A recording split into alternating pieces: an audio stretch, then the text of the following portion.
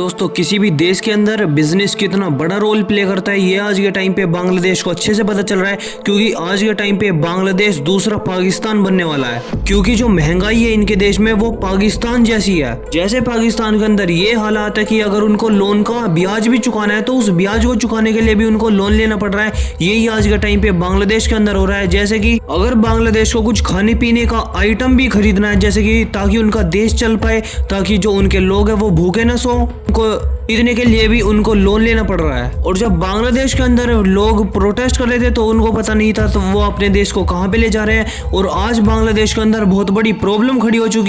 जो बांग्लादेश के अंदर न्यू गवर्नमेंट आई है उन्होंने वर्ल्ड बैंक के हेड से बात करी है कुछ लोन लेने के लिए, और उन्होंने बोला है कि हमें तुरंत $1 बिलियन चाहिए। और $1 बिलियन बांग्लादेश जैसे देश के लिए बहुत ही बड़ी रकम है। इसके अंदर करीब 8,000 करोड़ से ज्यादा भारतीय रुपए आते हैं। तो अगर हमें ये $1 बिलियन नहीं मिलेंगे तो फिर हम तेल, सब्जी और जितना भी खाने पीने का आइटम होता है ये भी नहीं परचेज कर पाने के किसी भी देश से, जिसकी वजह से इन सभी की कमी होगी। देश के अंदर बहुत ज्यादा महंगाई हो जाएगी और सभी लोग इस नई गवर्नमेंट से भी गुस्सा हो जाएंगे और देश पूरी तरीके से बैंकरप्ट हो जाएगा, जैसे कि एक टाइम पे श्रीलंका हो गया था कुछ साल पहले। क्योंकि जो भी हमने चीज इंपोर्ट करी है दूसरे देशों से उनका बिल चुकाने के लिए $1 बिलियन तो कम से कम चाहिए। और लेकिन हैरान कर देने वाली बात तो ये है कि जो बांग्लादेश का सेंट्रल बैंक है उन्होंने कहा है कि हमें $6.5 बिलियन चाहिए। ये $1 बिलियन तो अभी जो नई गवर्नमेंट बनी है बस इसको ही चाहिए। पर लेकिन अगर पूरा बांग्लादेश को हमें स्टेबल करना है जैसा पहले बांग्लादेश चल रहा तो ऐसी सिचुएशन के अंदर लाना है तो हमें $6.5 बिलियन चाहिए। तो आप सोच रहे होंगे कि बांग्लादेश की ये हालत कैसे हो सकती है, बल्कि बांग्लादेश के अंदर तो बस प्रोटेस्ट हो रहे थे और अब तो बांग्लादेश के अंदर उनकी नई गवर्नमेंट भी आ चुकी है। तो मैं आपको बता दूं बांग्लादेश कोई भारत जैसा ताकतवर देश नहीं है जो अपने अगर थोड़ी सी भी इंस्टेबिलिटी आएगा तो बहुत ही आसानी से संभाल लेगा, कुछ दिन नहीं बल्कि कुछ महीनों तक। बल्कि बांग्लादेश एक ऐसा देश है अगर कुछ हफ्तों की भी अनस्टेबिलिटी आती है तो इतनी बड़ी इम्पैक्ट करती है इनकी इकोनॉमी के ऊपर बहुत ज्यादा। आपको पता होगा बांग्लादेश पहले तो थोड़ा बहुत ग्रोथ दिखा भी रहा था और भारत से ज्यादा टेक्सटाइल एक्सपोर्ट कर रहा था दूसरे देशों को, और यही इनकी मेन रीढ़ की हड्डी है पूरे बिजनेस की और पूरे बांग्लादेश को इकोनॉमिक स्टेबिलिटी करने की।